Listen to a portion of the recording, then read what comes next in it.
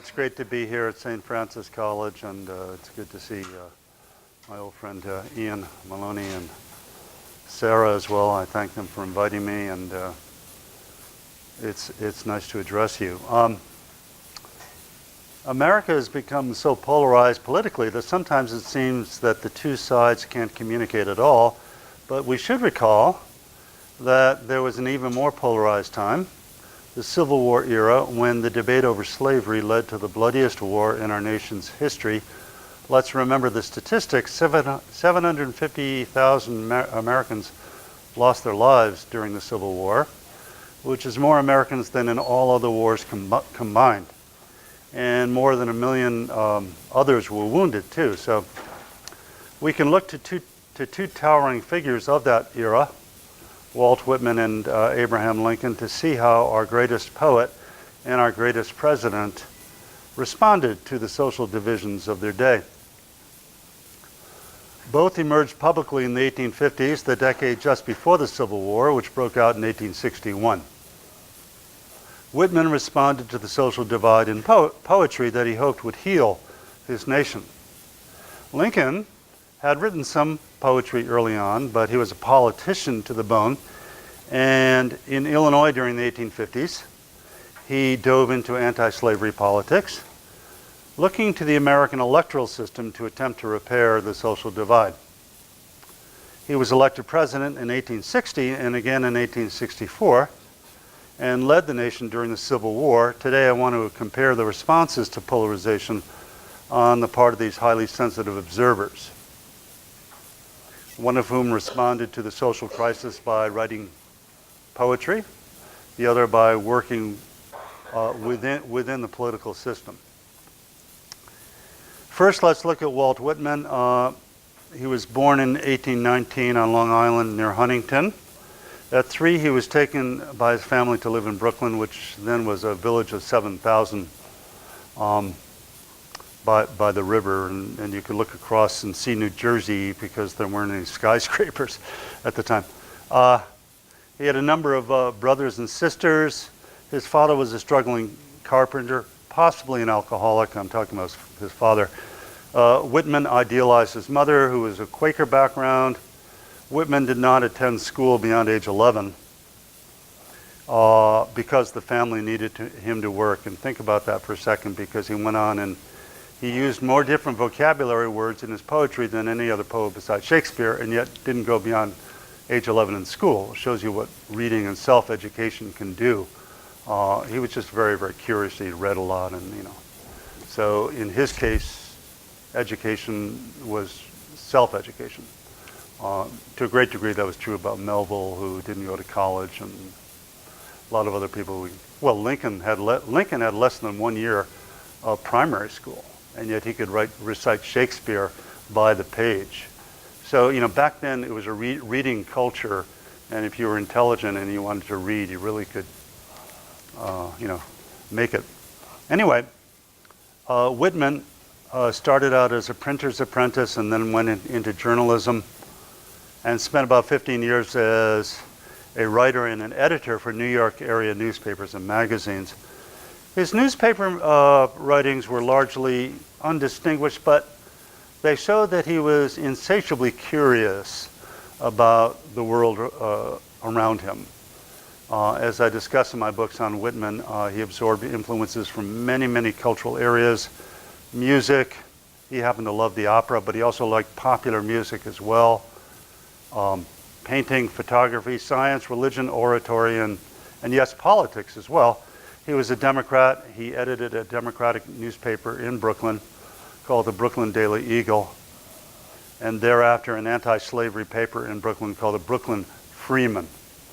He was a politician for a time, sort of a local politician in Brooklyn, and he attended the famous radical anti-slavery convention in Buffalo, New York in 1848. However, he came to believe, like some writers before him, such as Shelley and Emerson, that the poet, not the politician, could best serve society. He wrote a number of poems in the early 1850s in which he criticized dough-faces. They were Northerners who were overly sympathetic to Southern slaveholders. In an unpublished prose piece, he hurled insults at the dough-faced President Franklin Pierce, who was from New Hampshire, but who as president promoted the Southern cause. And Whitman wrote, "The president eats dirt and excrement for his daily meals, likes it and tries to force it on the states. The cushions of the presidency are nothing but filth and blood. The pavements of Congress are also bloody." So, you know, he kind of had this fierce distrust of certain authority figures that were compromising their principle too much. But at the same time, he didn't want to distance himself too much from the South either, because he had lived for a few months in New Orleans, where he edited a newspaper there. He got to know Southerners, and he was appalled by slavery, but he recognized the charm, the warmth, the geniality of the Southern people. He was disappointed that increasingly Southerners and Northerners at the time were unable to talk to each other. They tried to patch up their differences politically through the Compromise of 1850, which gave some things to the South and some to the North. But then the Kansas-Nebraska Act of 1854 opened up the Western territories for slavery, and there were signs at that time that a civil war could be on the horizon. Whitman, above all, wanted to preserve the American Union. He stood opposed to radical abolitionists and to Southern secessionists because the two groups were calling for disunion, or a separation of the North from the South. Alarmed by this threat of disunion, Whitman offered himself as a mediator between the North and the South in poetry that he began writing in his notebooks. In one of his first jottings in his characteristic prose-like poetry, he announced, "I am the poet of slaves, and of the masters of slaves, I enter into them both." We see his effort to resolve the growing conflict by imagining a poetic I, a first person, who identifies with both sides lovingly, both sides of the slavery divide. And he amplified the power of this democratic I, this first person, in his great 1855 poetry volume, Leaves of Grass, in which his compassionate speaker embraces people of all sections, all religions, and all races and nationalities.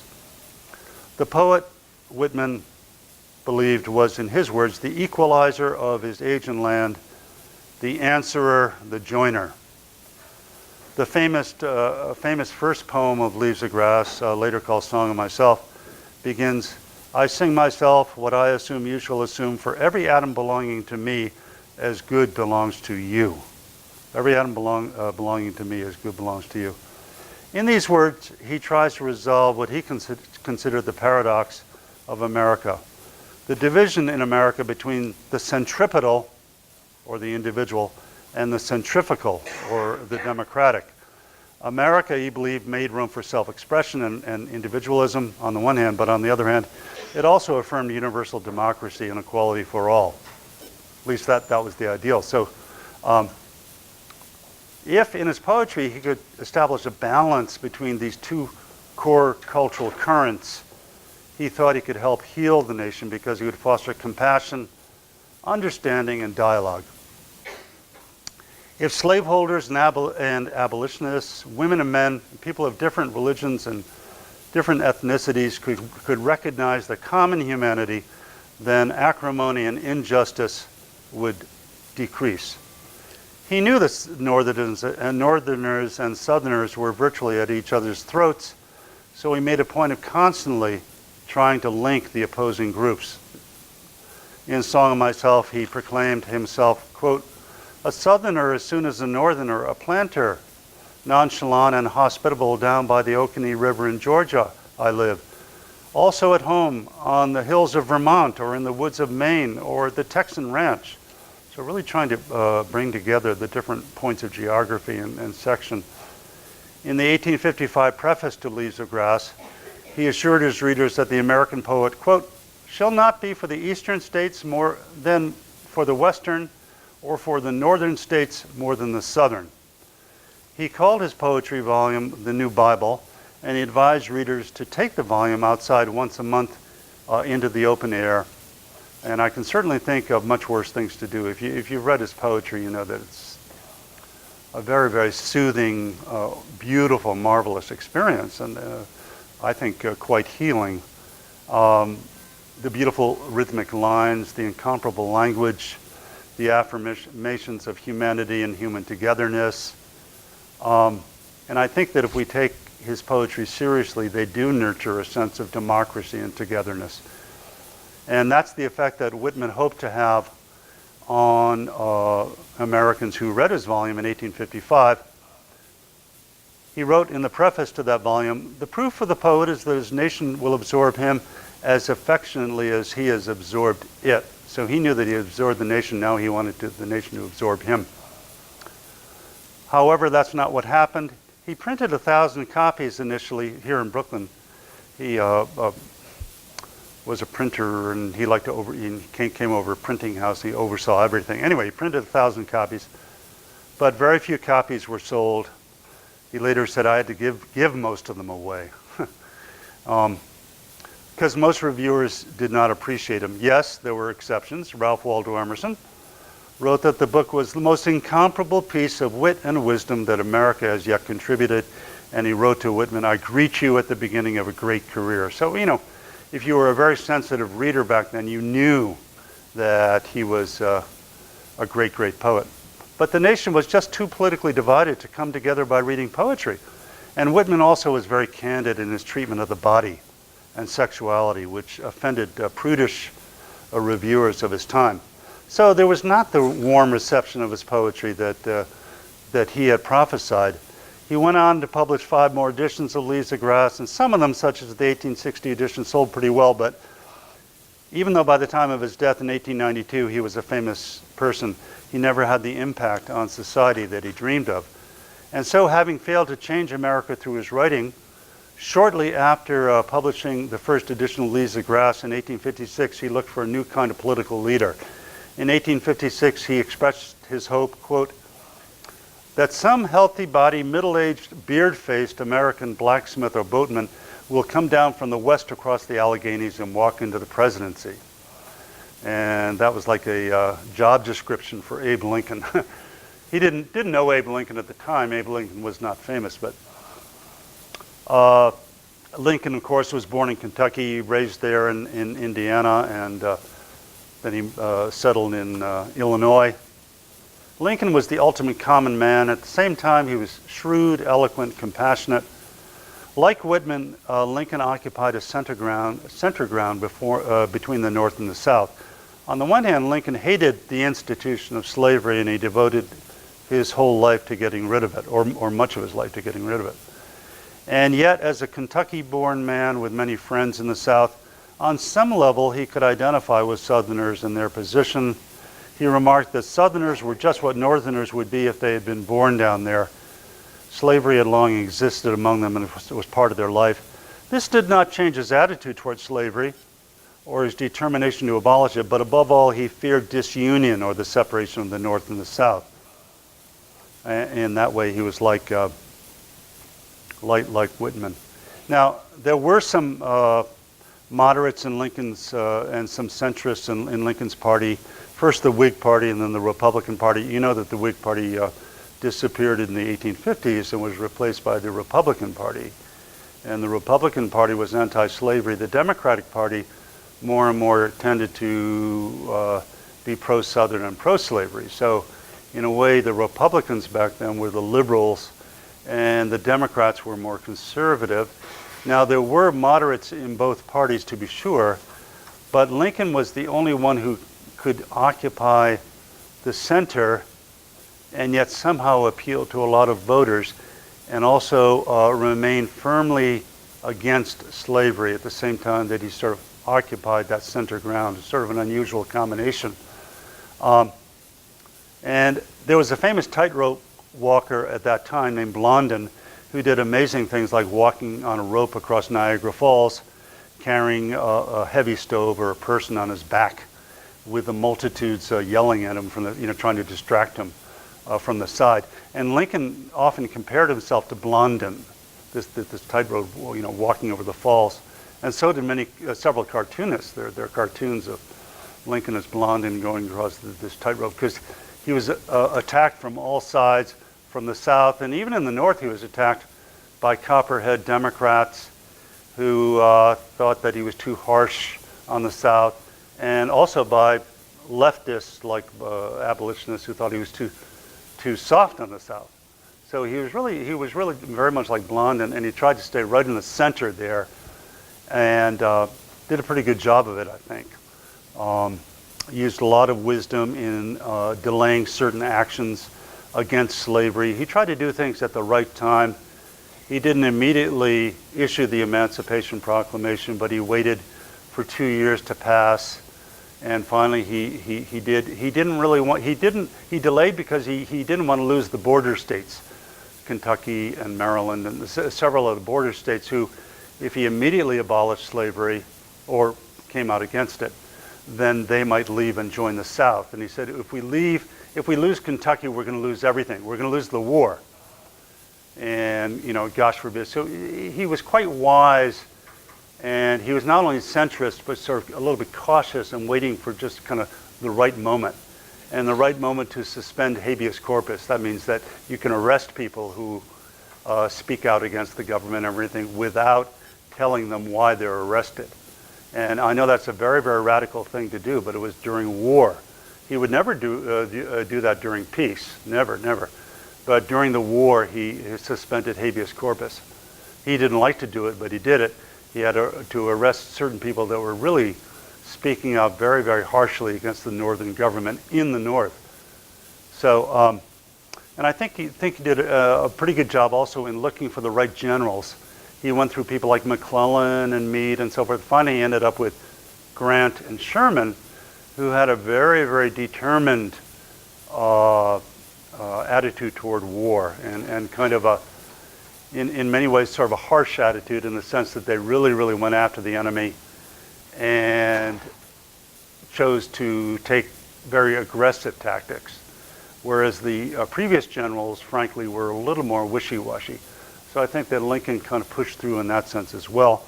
And he also, through his language, the Gettysburg Address, the second inaugural address, and these were speeches sometimes quite short. Gettysburg Address, I think, is 270 words. I think second inaugural is 700 words. But he knew the power of language, and he always tried to use language to unify, not to criticize others, but to unify America around the ideal of human equality. And if you think of the Gettysburg Address, it's very, very much an affirmation of human equality. And the second inaugural address, he says, "Malice toward none and charity to all." He didn't want to express malice even toward the South, which had left, 11 southern states left the American Union, and that's what caused the Civil War. But even toward them, he wanted to say charity to all, malice toward none. So, really, really trying to occupy a kind of compassionate center. And yet, also in the second inaugural address, he did say, if we have to continue this war until every drop of blood from the lash of the slave inflicted on the back of a slave is repaid with a thrust of the sword, then we're going to continue this war until slavery disappears. So he was very, very determined to carry on the war. He said that just a month before Appomattox, before peace. So the war was almost at its end anyway, and then 14 days later he was killed in Ford's Theater. But what I'm saying is that he was very, very principled and determined to try to bring an end to slavery through a waging war. He came at this, he admired so much the contribution of African American troops, so much the contribution of people like Frederick Douglass. He met Sojourner Truth, and he became more and more committed to ending slavery. And how many people have seen the movie called Lincoln by Spielberg? Anyway, if you've seen that, it shows how he was behind the 13th Amendment, which abolished slavery. So by the end of the war, he was very, very much committed to that. And he had a certain patience and a certain tact and a certain wisdom in dealing, also a great sense of humor. And so Whitman, Walt Whitman came down during the Civil War from Brooklyn because his brother George was wounded in the Battle of Gettysburg. And then Whitman spent 4 years down in Washington at the Civil War hospitals, tending for over 100,000 soldiers that were wounded. He would go from cot to cot and help them. A lot of them died and so forth. But he just comforted them and read them poetry or whatever, gave them candy. And he saw Lincoln quite often just riding around the streets in Washington. And he would see Lincoln and Mary Lincoln riding around in the carriage. And sometimes they would bow to each other. They never talked to each other, but they would bow. And he really came to admire Lincoln. And Lincoln, as a matter of fact, became the embodiment of what Whitman tried to create in that I, the first person of Leaves of Grass, which had come out 6 years earlier. He was democratic. He tried to occupy kind of a center ground and so forth. So he was kind of the common man figure in Leaves of Grass. He says, I am one of the roughs. Walt Whitman said, I'm one of the roughs. And he wasn't really a rough person whatsoever. Whitman said, I'm turbulent, fleshy, eating, drinking, breeding. He never had kids. He didn't drink very much. He was really not, but he was creating this persona, this working class persona. And he saw this working class persona in Abe Lincoln, who was this kind of down-home, folksy guy who always kind of cracked jokes and that kind of thing. So in a way, Lincoln realized Whitman's own dream of this kind of democratic a president who could lead the nation. And that's why after he died, after Lincoln was killed by John Wilkes Booth, actually Whitman said, finally America maybe can come together, because what happened is that when Lincoln died, well, there were some Southerners who were happy, but there was an upwelling of tragedy, of grief over the shooting of Abraham Lincoln, even in many parts of the South. And in memory, Lincoln became this kind of unifying American figure, a kind of an icon, you see, even in a lot of parts of the South and every place. So Whitman really saw his death in a way as a tragic but kind of unifying cultural force. And that's why he wrote, "Oh Captain, my Captain, oh Captain, my Captain, our fearful trip is done, so the Civil War is over. The ship has weathered every rack, the prize we sought is won. The Union won the war, the North won the war. The port is near, the bells I hear, the people all exulting, while follow eyes the steady keel, the vessel grim and daring. But heart, heart, heart, oh, the bleeding drops of red, where on the deck my captain lies, fallen cold and dead." So, he wrote that very, and he was asked to repeat that poem so often that he got sick of it. And he finally said, "Damn my captain." It's kind of like if you have, I have an iPod and I have a lot of old Beatles tunes on there. I get so sick of them, I can't even listen to the Beatles anymore. And I love the Beatles, or the Rolling Stones or something like that. But he got a little tired of it. But still, it's a very, very powerful poem. If you haven't read that poem, you really should. "Oh Captain, my Captain." And another great poem is about Lincoln by Whitman. It's called "When Lilacs Last in the Dooryard Bloom." It's a beautiful, beautiful poem. And he writes, Lincoln is the star, the western star in the heavens. And then we have the bird who's Walt Whitman singing this poem to the star. And, it's really, really lovely. And at the end, he writes, "For the sweetest, wisest soul of all my days and lands, and this for his dear sake, lilac and star and bird twined with the chant of my soul, there in the fragrant pines and the cedars dusk and dim." It's a poem really about nature and the rhythms of nature, but Lincoln and his memory really as a fixture on the American landscape, the way the stars in the heavens are and the ever returning lilac in the springtime. It's a beautifully, beautiful poem.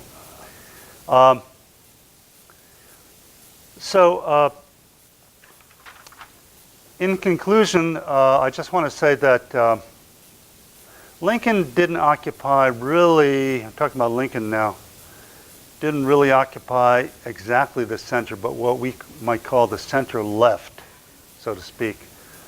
Because if he was on the tightrope, there was a strong wind blowing from the right, from the conservative side, and he had to kind of bend into it. So that, because he was always straining for justice, for the emancipation of the slaves, and he was basically straining for it, but he still was in the center because he never really wanted to alienate the other side totally. And so that's why I sort of call him a left centrist, so to speak. Now some people called him a despot and a tyrant. Well, yes, during the war he did have to suspend habeas corpus, and did a few things that were very, very strong and everything like that. But the Constitution says that in times of rebellion or invasion, you're allowed to suspend habeas corpus. And he said, I hate doing it, but I have to. And he went and he arrested people. He even closed down a few hostile newspapers. So some people called him a tyrant, but I think he was a tyrant for justice. And even Walt Whitman in his poetry is a kind of a totalitarian, what I assume you shall assume. But he's totalitarian really for human justice. He affirms the humanity of all people and the togetherness of all people and of both genders as well. And looking at our own time, we can hope that a principled centrist will arrive who will be able to bridge our social divide. Democracy remains what Lincoln called the last best hope of earth, and we must not let that hope fade away. Thank you. Well, there's a story that when he was a lawyer, but before he was elected president, he picked up Walt Whitman's Leaves of Grass and just started reading out loud. Lincoln loved to read everything out loud. Back then when he went to school, it was all recitation, and so he started. However, we don't know if that story is true. There's another story that Lincoln was looking out of the White House, and he saw the bearded Walt Whitman walking by and said, now there's a man. There is a man. Wow. But again, we don't know if that's really true, so I can't really say. But no, otherwise we know of no knowledge on Lincoln's part of Walt Whitman. Was Whitman himself a slaveholder? No, but his grandparents. The question is, was Whitman a slaveholder? On Long Island, there were slaveholders, and there was one time in the 18th century when the Whitman family, his forebears, owned slaves. So, and Whitman, when he grew up, knew one of the older slaves out on Long Island. So, I mean, slavery wasn't abolished in New York until 1827. Slavery wasn't abolished in New York until 1827. So, and actually he became quite close to this slave. He came to hate slavery, of course. But there was a slave named Moses that he became quite close to when he was a young boy. Does the Constitution allow secession? Can a state secede from the Union? And well, in a way, Lincoln answered that and said no. His whole argument was that the Union precedes the Constitution. The states do have independence and a certain sovereignty, but to secede, Andrew Jackson had found this earlier during the nullification crisis of 1832 as well, that if a state tries to leave the Union, that's treason. Treason. So he said the Union comes before everything. Yeah. And that's the way I read the Constitution as well. Yeah, for sure. Although states' rights is obviously a very, very, I mean, the southern states said, the states' rights, and there are states' rights too, but they denied that interpretation of the Constitution. If the Constitution allows the president to suspend habeas corpus, why is it such a hue and cry every time the subject comes up about Lincoln and his suspension of habeas corpus? Well, basically what happened is I think in that one case he went a little too fast because fairly early in the war he actually gave a couple of his generals early on in the war, before he made a general suspension of habeas corpus, the ability to suspend habeas corpus. And he did that without consulting Congress. And technically you really should go through Congress on that kind of thing. So there is a little debate over that. And particularly when he first did it in certain areas through these generals, which was a little bit, iffy. Later on, when Congress did come along and everything, it was, but he still got a lot of protests over that from certain groups, and he had to make long arguments on behalf of the necessity of suspending habeas corpus. Roosevelt, when he imprisoned a lot of Japanese people, even didn't really make an official announcement about habeas corpus. So, in a way, Roosevelt, FDR went a little farther even than Lincoln did in that sense. So that's an example of it. Andrew Jackson did during the Battle of New Orleans in 1815. For a while, he suspended habeas corpus too. So that was before he was president, though. In a very real sense, this presidency has resurrected the states' rights issue. Yeah. With California going in their own direction, New York going in their own direction. Some people even float the idea of California seceding. Yeah. I know it's crazy. Yeah. I know we have a lot of states' rights, and then some of the red states. Not that they want to secede, but yeah, I mean, there's a real division in states' rights. Yeah, absolutely. I think it's just an interesting movement that we're seeing right now, and how far will it go? Yeah. And how the courts will or will not uphold these states' rights issues. Yeah, no, it's an excellent point. Yeah. Well, we're facing similar issues today. It's not, in a way, it's no longer North and South. It's not even, I guess red state, blue state, but there are a lot of purple areas in the red states and so forth. There are a lot of sort of mixtures around the cities and so forth. So it's not quite as geographically separated as it was back then. So, yeah. Although, obviously the coast versus the center and all of that. But I'm not really fearing a civil war. I don't think we're having maybe we're having a ideological civil war, but in terms of, and some people think the whole gun culture is part of a civil war. How do you guys think about all of that? Any opinions? I don't want to talk lightly about civil war, but I mean, there are some historians who write op-eds saying that we're engaged in a kind of civil war right now, sort of an ideological civil war. Maybe that's going too far. I really don't know. What did you find it interesting that the Lincoln presidency kind of ushered in the notion of maybe the growth of the executive branch, maybe setting the foundation for Roosevelt, and when Roosevelt took it to a whole other extreme. Lincoln, not to deface Lincoln, I mean, I thought he was one of the greatest presidents we've ever had, but and in regards to the habeas corpus issue, habeas corpus is in the Article 1 of the Constitution, so it lies under the authority of Congress. So Congress had to authorize habeas corpus and suspension, and then Lincoln could sign it. So that was, Lincoln did the opposite, he did it first, and then the legislature came in. But I mean, do you think that Lincoln, and even Whitman to a degree with their kind of authoritarian styles of writing a little bit, more Whitman in that regard, but Lincoln kind of ushers in this notion of a more powerful executive, which just may have triggered a new phase of the government. This doesn't really go away. It kind of just stays in place.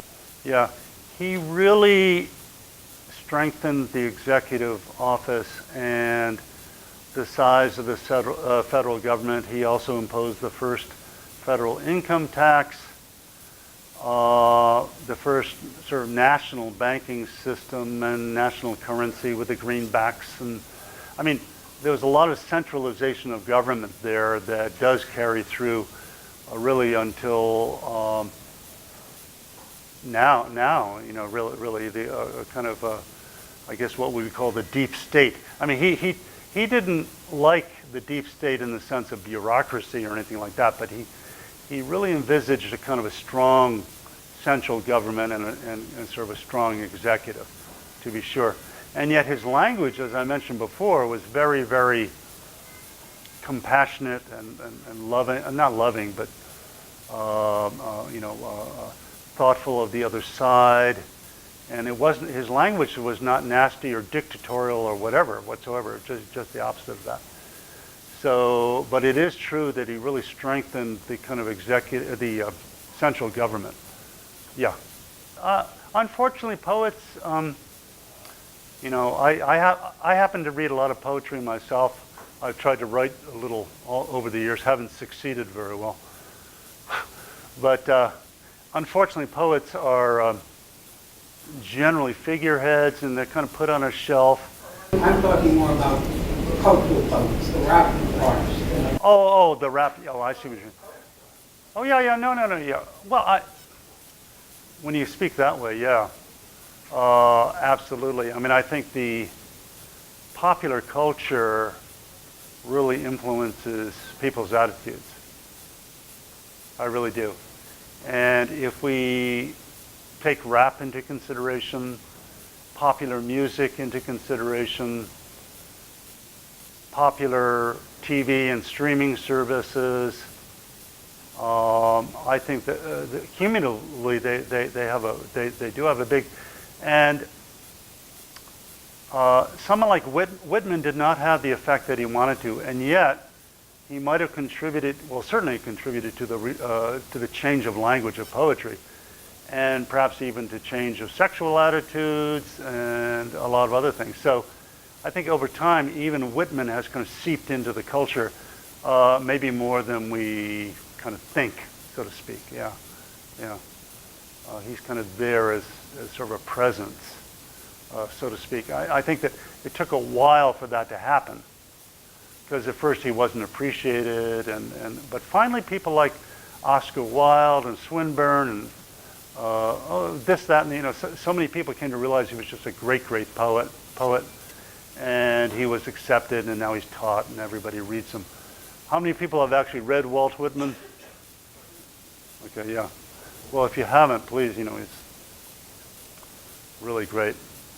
The only book of mine, I write scholarly books, the only book of mine that sold a few copies was the one that was used as the big clue on Breaking Bad. And it's kind of funny, I'd never even heard, has anyone ever heard of Breaking Bad?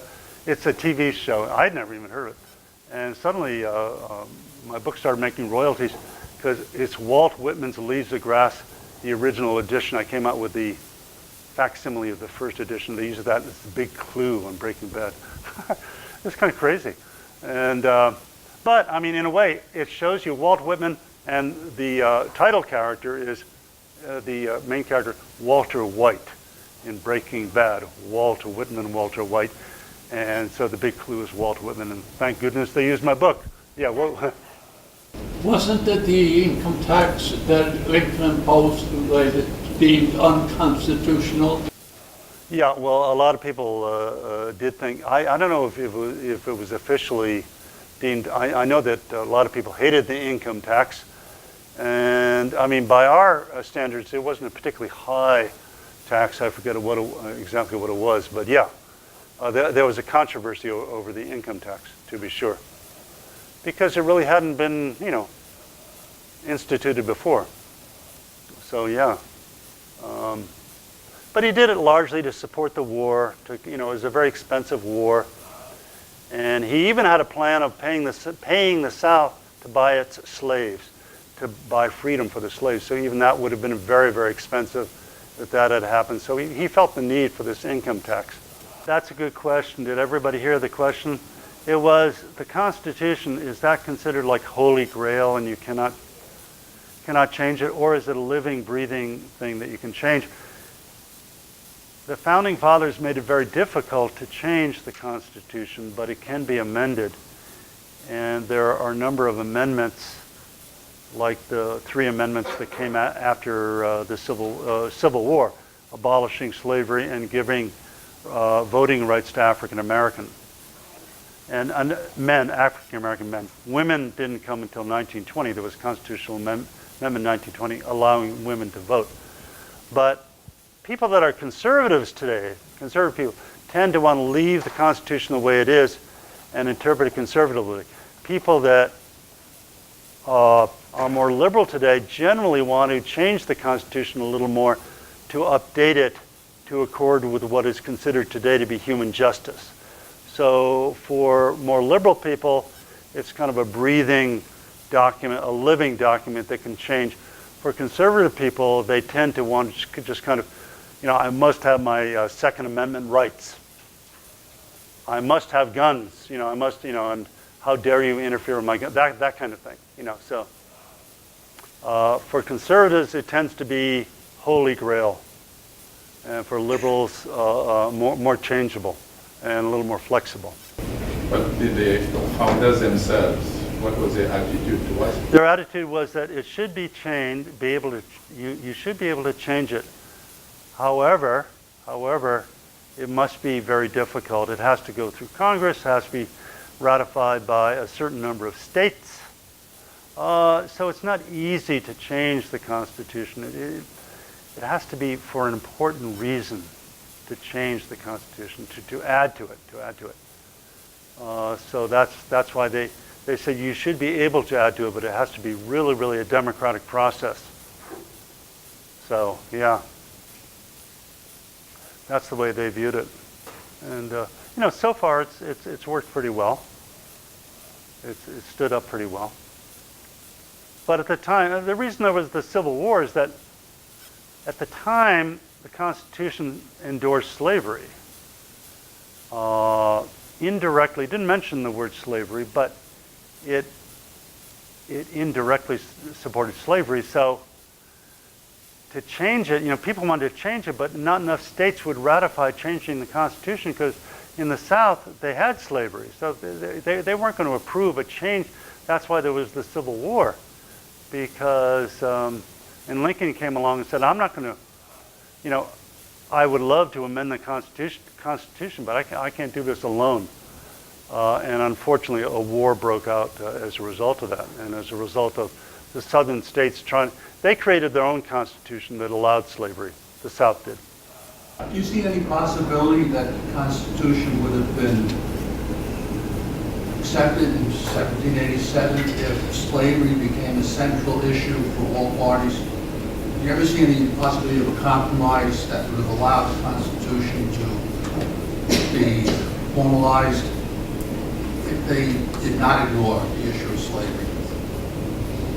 I think the only time that could have happened would have been a little earlier. The Founding Fathers themselves didn't like slavery, even though several of them were slaveholders. Jefferson was a slaveholder, Washington and so forth, but they basically didn't like slavery. And I think around maybe 1832, which is just after Nat Turner's rebellion, even Virginia wanted to get rid of slavery at that point. I mean, I think that there was a moment there that maybe if someone had enough foresight and had come up with this offer to amend the Constitution and get rid of, possibly at that moment, one moment. But then later, pro-slavery strengthened so much in the South. Slavery became so entrenched by the 1850s, which was 2 decades later, that unfortunately a Constitution could not have been amended. It was quite sad, but it's true. Yeah. First, at one time we amended the Constitution for Prohibition, and in a few years we said that had been a mistake, and we amended the Constitution second time, abolishing Prohibition. Yeah, Prohibition. Well, Prohibition. There was a buildup of many, many decades to abolish alcohol and drinking, and as you say, the Constitution was amended to discourage the sale, to prohibit the sale of alcohol, and that was the product of a moral, and you know, there was enough votes at that time to allow prohibition to take place. There were enough votes, enough states and everything, and enough popular support of it. But if you think that it took until 1920 for women to be able to vote, they had to have an amendment to the Constitution to allow women to vote. That was pretty amazing too. But there was a big movement toward that as well. And but yeah, Prohibition finally was canceled, to be sure. Yeah, the question is, did the South quote the Constitution? And they said, yeah. My answer is yes, they did. The South did use the Constitution to defend slavery, because the Constitution, even though it doesn't mention the word slave, it does give the South 3/5 representation for people other than white men who, in other words, 3/5 of enslaved people, it doesn't use the word slavery. 3/5 of the slaves are counted as one person, as part of the population. Also, there's a clause in the original Constitution that says fugitives from labor, and we know that fugitive slaves, must be returned to their masters. So indirectly, it does support slavery, and the South went crazy saying, the Constitution says we're allowed to have slaves, you know? So yeah, that's the way they read the Constitution. And what did the North say in terms of the Constitution? The North said things like, well, they said the same thing, but Lincoln said, that is true, but the founders basically wanted, they made a compromise at the time over slavery, but they fundamentally wanted slavery to disappear. And he went back, he did his research, he presented it, his research, you know, in his arguments and everything, and he showed that even people like Jefferson and Washington, yeah, they held slaves, but they really didn't like slavery, and they wanted it to disappear over time. But Lincoln said, I'm not going to interfere with slavery where it is, I just don't want it to extend into the Western territories. But the South wanted to extend slavery into the Western territories, and that was the real point of conflict there. He wanted to stop them from extending slavery into the West. Yeah. But the Constitution doesn't apparently say anything about citizenship. It turns out that the women's rights movement was to get the vote for women, but not to say that they are citizens. Right, yeah, yeah. Well, the right to vote is a big step toward citizenship. And yeah, I mean, the Constitution is kind of fuzzy on the definition of what a citizen is, to be sure. Yeah, yeah. But, I mean, does that kind of bother you? Is there vagueness on that point? Immigration and citizenship are very much... Yeah, immigration and yeah, exactly. Yeah. And green cards and visas, and whether you can be admitted or not, how do you become a citizen, whether you can become a citizen at all. Yeah, I mean, right now that's the hot button issue is immigration and the definition of what is a citizen. And we elect our rulers to try to adjudicate that with Congress and everything. And some people say it yes. shouldn't be in the census, and some say don't even answer it because the government will use it against you. Yes, yes. There really must be, you're right, a clarification. It's an ongoing dispute. There's a lot of acrimony, but there should be some kind of, maybe even a constitutional amendment or something, or certainly some kind of permanent or semi-permanent definition of what is a citizen. Yeah. I feel like a little problem with citizens around the Civil War, because I think before that you just touched your foot on the land and like you were an American. But then in the Civil War, the North wanted conscription, so I think there's a little problem there because there was no definition of what you had to be in order to qualify, you know? Yeah. In a way, that's why there was the New York City draft riots, is that people were being drafted and some of them had just come from Europe or from Ireland or something, and they were being brought into the army and so forth, and yet they were here in America and they were kind of dragged in, and there was this big outbreak, and yeah, I mean, it was a real conflict, to be sure, yeah.